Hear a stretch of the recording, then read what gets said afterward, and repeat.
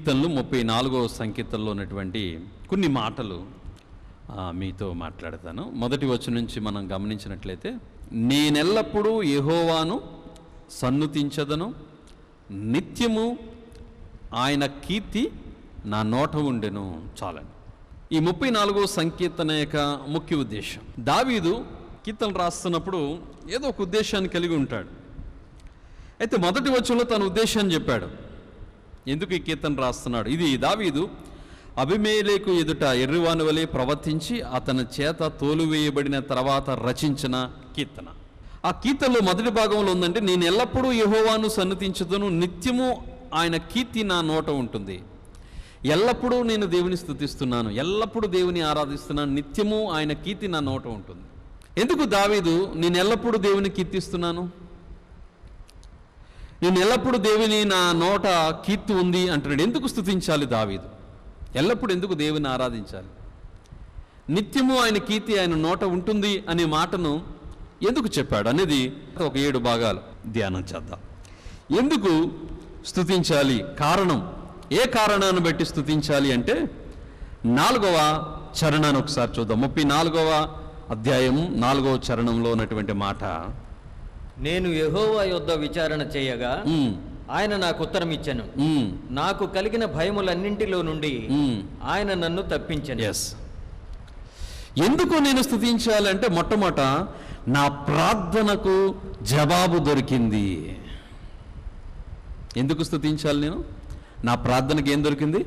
జవాబు దొరికింది. ఇందులో పెద్ద ఆశ్చర్యం ఏముంది అని అనుకోవచ్చు. ఎందుకంటే దావీదు జీవితంలో ప్రార్థనకు జవాబు దొరకనటువంటి ఒక సమయం ఏర్పడింది. అది మనందరికీ తెలిసిన విషయమే. అయితే దేవుడు అందరి ప్రార్థన ఆలకించేవాడే.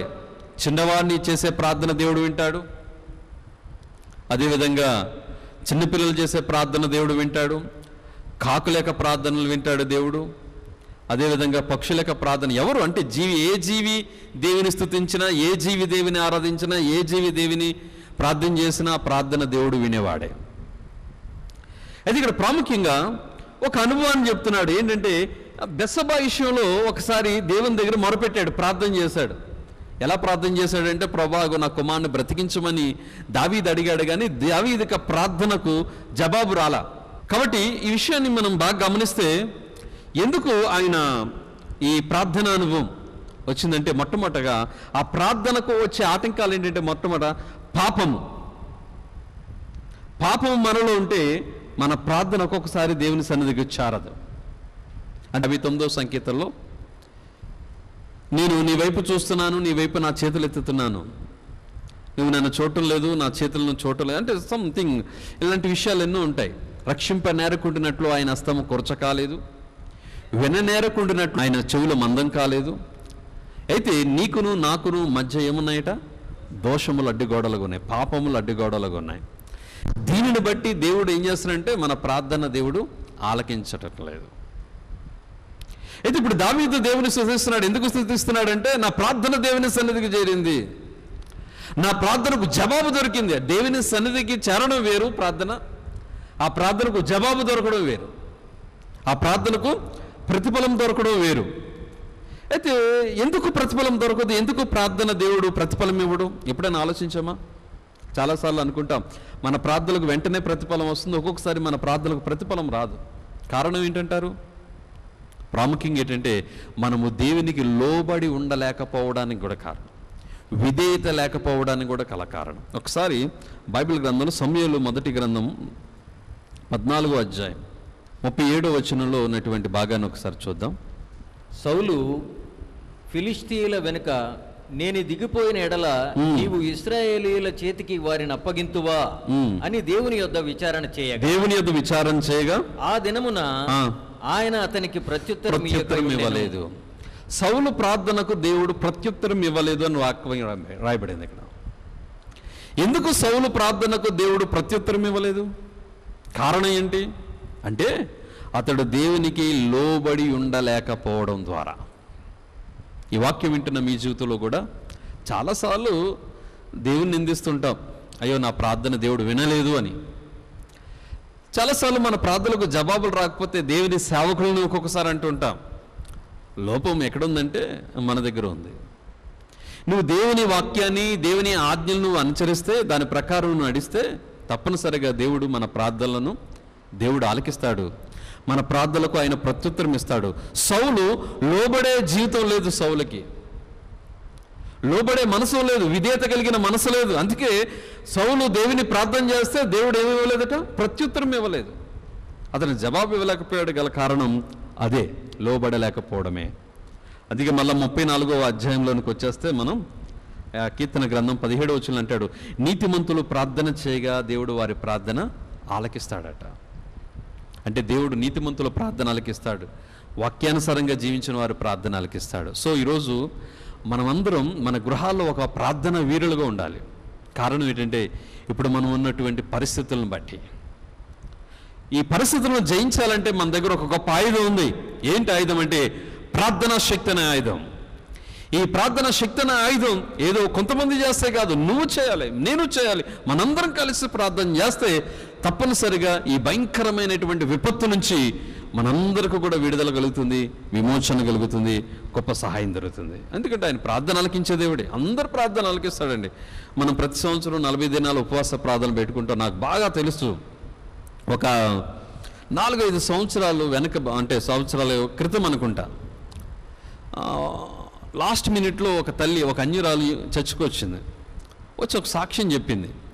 ఏంటి సాక్ష్యం అంటే, సండే స్కూల్కి వస్తుంది ఆ పాప, మన సండే స్కూల్కి వస్తుంది ఆ పాప. ఆ 40 రోజులు ఉపవాసం ఉండి ప్రార్థన చేస్తుందట. ఆ పాప వయసు నాకు తెలిసి ఒక 10 years లోపే ఉంటాయి, 10 సంవత్సరాల లోపే ఉంటాయి. ఆ పాప ఉపవాసం ఉండి, అంటే చర్చకు వస్తుంది, కామన్గా వచ్చిపోతుంటారు పిల్లలు అనుకున్నాను, కానీ ఈ 40 రోజులు ఉపవాసం ఉండి ప్రార్థన చేస్తుందట, ఏమీ తినకుండా.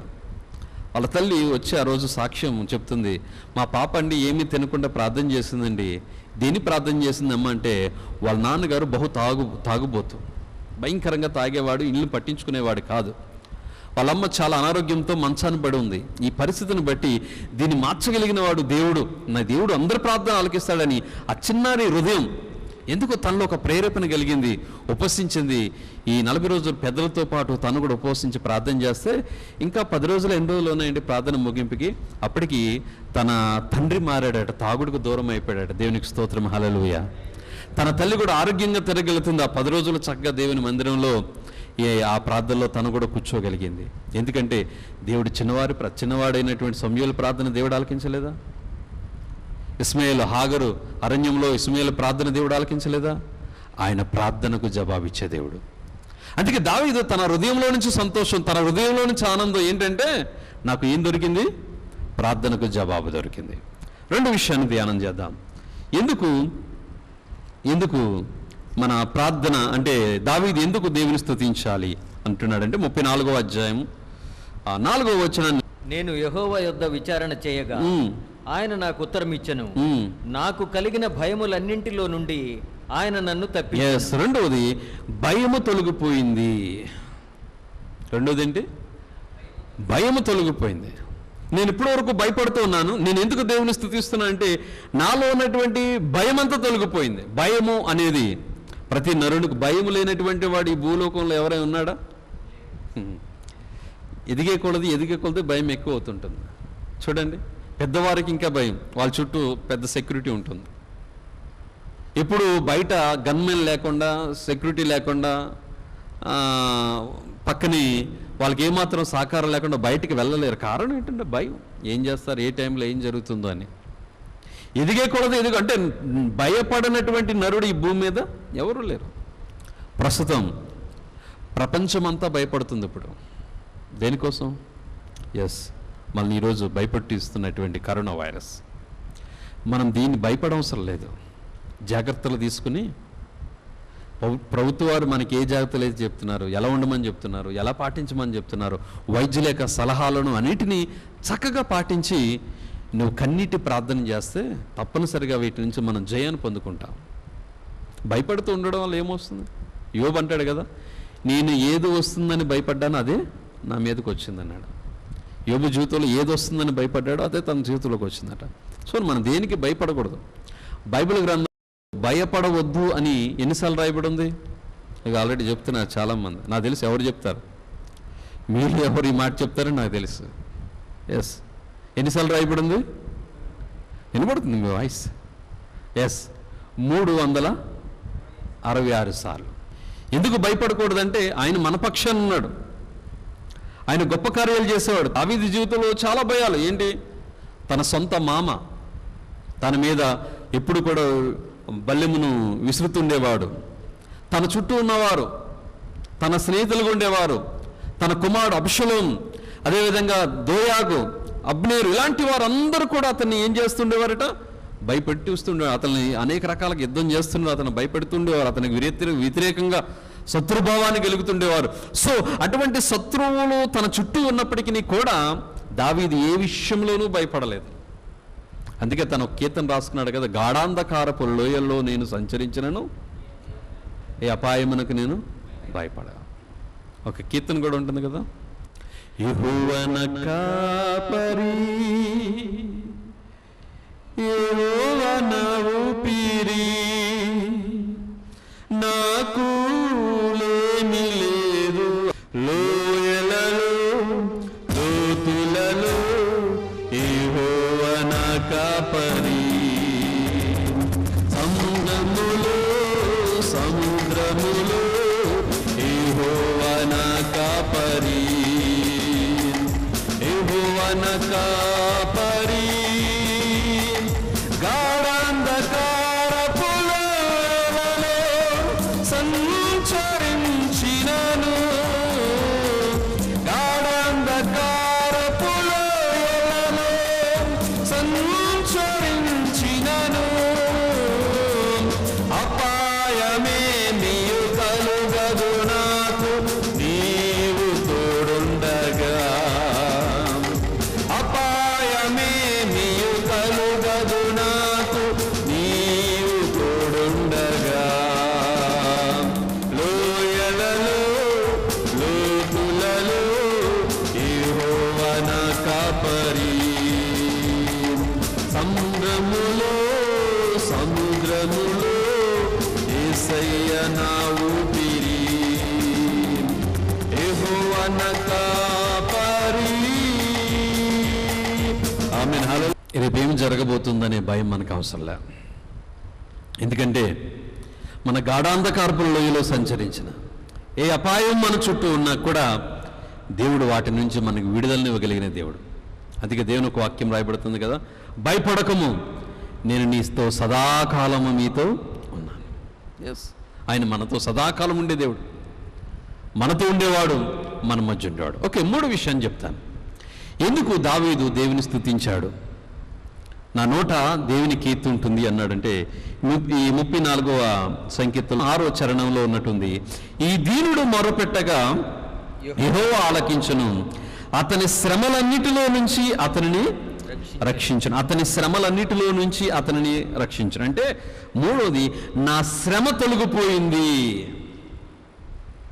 నేను ఎందుకు దేవుని ఆరాధిస్తున్నా అంటే, నేను ఎందుకు దేవుని స్తుతిస్తున్నా అంటే, ఆయన నా శ్రమను తీసివేశాడు, నా శ్రమ నాలో నుంచి తొలగిపోయింది. అనేకమైన భయంకరమైన శ్రమలు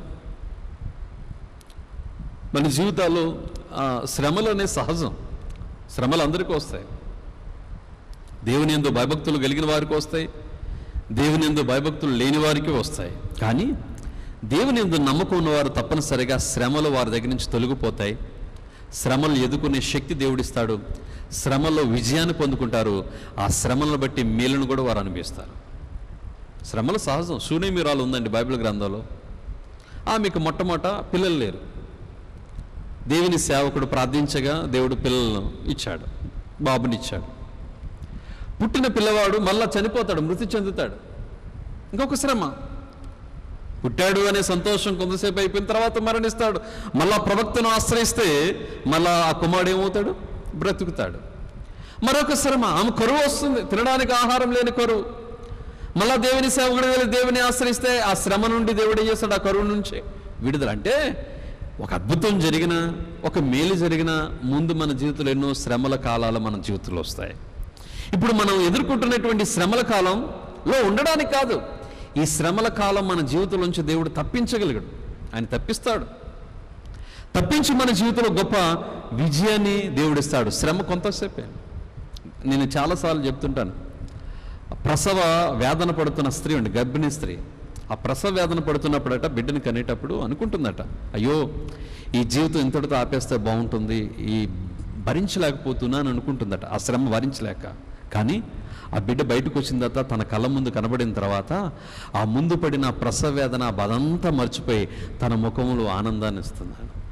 ఈరోజు కూడా మనందరి జీవితంలో ఉన్నటువంటి శ్రమల్లో నుంచి, మన జీవితంలో ఉన్నటువంటి భయములన్నిటి నుంచి కూడా దేవుడు విడుదల కలగచేయునుగాక. ఎస్, శ్రమల నుంచి తప్పించేవాడు ఆయనే. అందుకే దావీదు అంటాడు కదా, అతని శ్రమలన్నిటి నుంచి ఆయన రక్షించేవాడు. 4వది, ఎందుకు దావీదు దేవుని స్తుతించాడు అంటే 7వ వచనాన్ని ఒక చదువు. యెహోవా యందు భయభక్తులు కలిగిన వారు చుట్టూ ఆయన దూతల కావలగా ఉండి వారిని రక్షించును. దూతల సంరక్షణ నాకు లభించింది కాబట్టి నేను దేవుని స్తుతిస్తున్నాను. నా నోట దేవుని కీర్తి ఉండడానికి కారణం ఏంటంటే దేవుని యొక్క దూతల సంరక్షణ నాకుంది. సంరక్షణ, దేవుని యొక్క సంరక్షణ. దేవుని దూతలు అంటే ఈరోజు మనకి దేని కొరకు ఏర్పాటు చేశాడో తెలుసా? దేని కొరకు? ఎస్, మన కావలిగా ఉండడానికి, మనకు పరిచర్య చేయడం. ఎంత ధన్యులోను మనం. అసలు దేవుని దూతలు ఏంటి, మనకు పరిచర్య చేయడం ఏంటి? మనకు పరిచర్య చేయడానికి దేవుని దూతలను దేవుడు ఏర్పాటు చేశాడట. అందుకే 91వ సంకీర్తనలో 10, 11, 12 వచనాల్లో మనం బాగా గమనిస్తే దేవుని దూతలకు ఆజ్ఞాపిస్తాడట, నీ పాదములకు రాయి తగలకుండా వారు తమ చేతుల మీద నిన్ను ఎత్తుపట్టుకుందరు. ఎంత అద్భుతమైన మాట. దేవుని దూతలు అదృశ్యముగా నిమజ్జున్నారు. ఆయన ఏ అపాయము, ఏ తెగులుని గుడారమునకు సమీపించదు. ఏ నాశనకరమైన తెగులు నీ యొద్దకు రాకుండా ఆయన దూత నిన్ను కావలుగా ఉంచుతుంది. చుట్టూ పరిస్థితులు ఎన్నున్నా అయితే ఆయన దూత కావలుగా ఉండాలంటే, ఏదో ఒక క్రైస్తవుడట బాగా ఫుల్గా తాగి ఇంటికి వచ్చి ప్రార్థన చేస్తున్నాడట, ప్రభా నేను నిద్రపోతున్నాను, ఈరోజు 4 దేవదూతలు చుట్టూ కాపలా పెట్టు అని ప్రార్థన చేసి పడుకున్నాడట. దేవుడు వింటాడు, పంపిస్తాడు అడిగి. అలాంటి ప్రార్థనలు చాలామంది ప్రార్థన చేస్తుంటా, ఇవి నేను నిద్రపోతున్నాను, నా మంచం దగ్గర ఒక దేవదూత, నా ఇంటి ముందు ఒక దేవదూత, ప్రహారీ ఒక దేవదూత. అంటే దేవుడు కాపలా ఉంచడానికి కాదు, నువ్వు శ్రమల పాలైనప్పుడు, నువ్వు బాధలు పాడైనప్పుడు, నీలో కష్టాలు వచ్చినప్పుడు తప్పనిసరిగా దేవుని దూతలు వచ్చి నిన్నేం చేస్తాయి? సంరక్షిస్తాయి. దేవుడు ఆజ్ఞాపిస్తాడు నీ ఎడల. ఆ రోజు సంహారపు దూత, మరణదూత చంపడానికి వస్తే దేవుడు అక్కడ సంరక్షించిన విధానాన్ని మనం చూడగలం. సో కాబట్టి తప్పనిసరిగా దేవుని ఆరాధిద్దాం. దేవుని ఆరాధించండి. ప్రతి ఒక్కరు మీ గృహాల నుండి దేవుని స్తుతించండి. ఎందుకంటే ఈరోజు దేవుడు ఒక మంచి కాపుదల దేవుడు మనకు ఇచ్చాడు. మన ప్రపంచానికి, మన దేశానికి, మన రాష్ట్రానికి అటువంటి గొప్ప కాపుదల దేవుడు ఇచ్చేటట్లుగా మనందరం ప్రార్థించాలి. బైబిల్ గ్రంథంలో దేవదూతల ప్రస్తావన ఎన్నిసార్లు రాయబడింది తెలుసా? 300 సార్లు రాయబడింది దేవదూతల ప్రస్తావన. సో కాబట్టి ఇక్కడ 4వది, అతని దేవుని యొక్క దూతలు నాకు సంరక్షణ దొరికింది.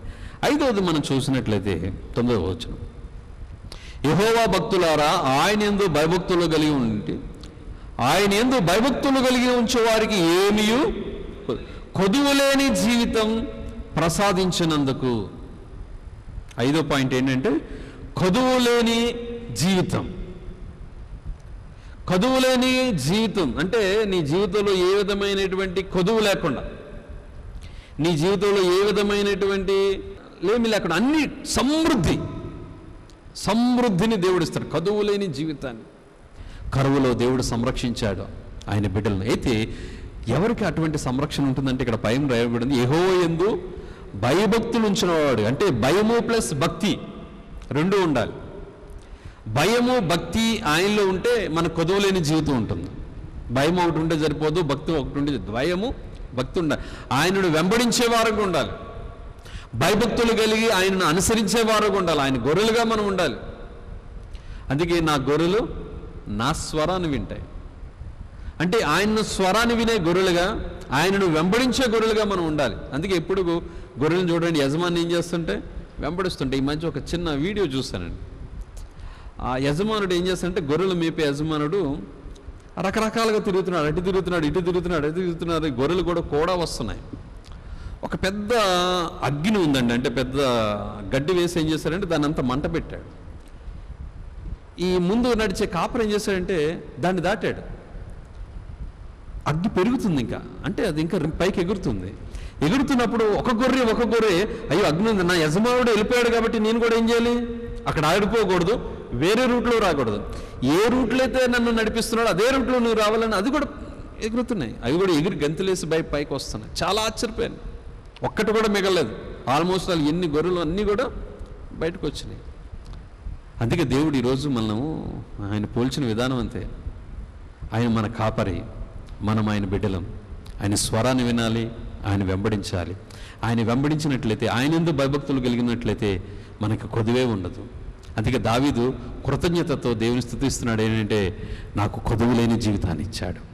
ఇంకా దేవునికి స్తుతిస్తున్నాడు. 34 సంకేతాలు ఇంకే రాశాడు అంటే 19వ వచనాన్ని ఒకసారి చూస్తే, నీతిమంతులకు కలుగు ఆపదలు అనేకములు, వాటన్నిటి నుండి యెహోవా వాటిని నడిపించను. అంటే ఆపద తొలగిపోయింది. నీతిమంతులకు కలుగు ఆపదలు ఎన్నో. ఆపదలు సహజం, అందరికీ వస్తాయండి. ఆపదలు అనేది ప్రతి ఒక్కరికి వస్తాయి. అయితే దావీదు కూడా ఆపదలు వచ్చినాయి. ఎలా వచ్చాయి? కీషు సేవకులు దావీదు మీద నేరం మోపారు. దావీదుకు ఎన్నో ఆపదలు. గుహాల్లో దాక్కున్నాడు, అరణ్యంలో దాక్కున్నాడు, చోట్లకి వెళ్ళి ప్రాణభయంతో ఉన్నాడు. ఎందుకంటే అనేకమైన ఆపదలు దావీదుకు వచ్చినా దేవుడు ఏం చేశాడు? ఆపదలన్నిటి నుంచి కూడా దేవుడు తొలగించి దేవుడు ఒక మంచి ఉన్నతమైన స్థానాన్ని దేవుడు ఇచ్చాడు. సో కాబట్టి ఇక్కడ దావీదు నేర్చుకుంది ఏంటంటే దేవుని వైపు చూడడం నేర్చుకున్నాడు. దేవుని సహాయం కొరకే చూశాడు. ఆపద వచ్చినప్పుడు ఎవరి వైపు చూడలే. సహజంగా ఆపద వచ్చినప్పుడు మనం ఒక్కొక్కసారి దేవుని వైపు నుంచి మనం మరలుస్తుంటాం. మన దృష్టి మరలిపోతుంది. ఆపద వచ్చినప్పుడు దేవుని వైపే మన దృష్టి ఉండాలి తప్ప ఆ దృష్టి మరలిపోయిందంటే ఆపదలో మనం కూరుకుపోతాం. పేతురు నీళ్ళ మీద రమ్మన్నప్పుడు పేతురు చక్కగా నడిచి వచ్చాడు. గాలిని చూశాడు, సముద్రాన్ని చూశాడు మధ్యలో. అప్పటి వరకు యేసయ్యను చూస్తానే ఉన్నాడు. చాలా చక్కగా నడవగలిగాడు నీటి మీద. ఎప్పుడైతే ఈ గాలిని సముద్రాన్ని చూడగానే ఏం కలిగింది? అతనిలో భయం కలిగింది. ఆపద వచ్చింది, మునిగిపోయాడు. అతను ఆపదలోనే. కానీ ఎప్పుడైతే యేసయ్య వైపు చూస్తున్నాడో అతను ఏ క్షణం కూడా సముద్రంలో మునిగిపోలేదు, నడవగలిగాడు. ఎప్పుడైతే తనలో భయం వచ్చిందో, ఆ భయము తన దేవుని యొద్ద నుంచి ఆ భయము భక్తి బయటికి వెళ్ళిపోయిందో, ఆ ఆపదలో తను చిక్కుకున్నటువంటి పరిస్థితి మనం చూస్తున్నాం. కాబట్టి మనందరం కూడా దేవుని వైపు చూద్దాం. ఈ గృహాల్లో నుంచే దేవుని వైపు చూద్దాం. మన గృహాల్లో నుంచే దేవుని దగ్గర మనం ప్రార్థన చేద్దాం. ప్రభా, ఈరోజు గొప్ప విపత్తు మా ముందుంది, గొప్ప ఆపద మా ముందుంది, బయటికి వెళ్ళలేనటువంటి పరిస్థితులు ఈరోజు మనకున్నాయి. ఇవన్నీ ప్రవచనాలండి. ఒకసారి నేను ఈ విషయాలు కూడా ఉదహరిస్తూ మీతో మాట్లాడతాను. బైబిల్ గ్రంథంలో ఎన్నో ప్రవచనాలు ఉన్నాయి. ఒకటి నెరవేరుతున్నాయి. ఇండ్లలో నుంచి రాకుండా మనుషులను ఎలా అయితే కట్టుదిట్టం చేస్తున్నామో. సో కాబట్టి ప్రతి ఆపద నుంచి దేవుడు, లాస్ట్ పాయింట్ చెప్పి నేను ముగించేస్తాను. 7వది 34:22 వచ్చిన ఆఖరిది. యెహోవా తన సేవకుల ప్రాణమును విమోచించును, ఆయన చెరనుదొచ్చిన వారిలో ఎవ్వరునూ అపరాధులుగా ఎంచబడు. ఆఖరిది ఏంటంటే ప్రాణము విమోచించాడు. ఈరోజు మన ప్రాణ సంకటములు ఎన్నో మన మధ్య ఉన్నప్పటికీ కూడా దేవుడు ఏం చేస్తాడంటే ఆ ప్రార్థనలన్నిటి నుంచి కూడా దేవుడు మనకున్నటువంటి ఈ అపాయాలన్నిటి నుంచి దేవుడు మన ప్రాణాన్ని కాపాడేవాడు. మన ప్రాణ సంకటములు, మన ప్రాణానికి వచ్చే ముప్పు. ఇప్పుడున్న పరిస్థితులు ఏంటంటే దేనికి వస్తుంది ముప్పు? ప్రాణానికే. ఆ వైరస్ వస్తే ఇంకా బ్రతకడానికి లేదు, చనిపోవాల్సిందే. సో ఇలాంటి భయంకరమైన పరిస్థితుల మధ్య ఉన్నాడు కాబట్టి దేవుడు మాత్రమే మన ప్రాణాన్ని విమోచించే దేవుడు. ఆమేన్, హల్లెలూయా. సో కాబట్టి ఇంకా దేవుడే మనకు దిక్కు. ఆయన మనందరి కోసం ప్రార్థన చేసేవారం ఉన్నాం. 2వ సమూయేలు గ్రంథం 24వ అధ్యాయం 25వ వచనంలో ఉంది, దేశము ప్రార్థించగా తెగులు వారి మీద నుంచి తొలగించబడిందని ఉంది. అక్కడ దేశమంతా కలిసి ప్రార్థించినప్పుడు వారి మీద ఉన్నటువంటి తెగులు దేవుడు ఏం చేశాడు? తొలగించాడు. సో ఈరోజు తెగులు అనేది అన్ని దేశాల మీద ఉంది. మనం ప్రార్థన చేయగలిగితే, నీవు ప్రార్థన చేయగలిగితే ఆ తెగులన్నిటి నుంచి కూడా దేవుడు తొలగించేవాడు. నేను ఎల్లప్పుడూ యెహోవాను సన్నతిస్తున్నాను. ఎందుకు సన్నతిస్తున్నాను అంటే మొదట దేని వరకు? ఆయన నాకు జవాబు ఇచ్చాడు, ప్రార్థనకు జవాబు దొరికింది. రెండవది, నాకు కలిగిన భయములన్నిటి నుంచి ఆయన తప్పించాడు. మూడవది, నా శ్రమల్లో నుంచే ఆయన రక్షించాడు. నాలుగవది, ఆయన దూతల సంరక్షణ నాకు నల్పించింది. ఐదవది, కొదువులేని జీవితాన్ని నాకు ప్రసాదించాడు. ఆరోది, ఆపద తొలగిపోయింది. ఏడవది, ప్రాణము విమోచించబడింది. సో కాబట్టి మనం కూడా దేవుని స్తుతిందా, ఆరాధిందా. దావీదు జీవితంలో ఈ అనుభవాలు ఎలాగైతే తన జీవితంలో పొందుకున్నాడో, నా జీవితంలో కూడా అటువంటి అనుభవాలు పొందుకున్నట్లుగా అటువంటి కృప దేవుడు మనందరికీ దయచేయునుగాక. ఆమె ఈ వాక్యం మన విడికిలో దీవించి ఆశీర్వదించునుగాక.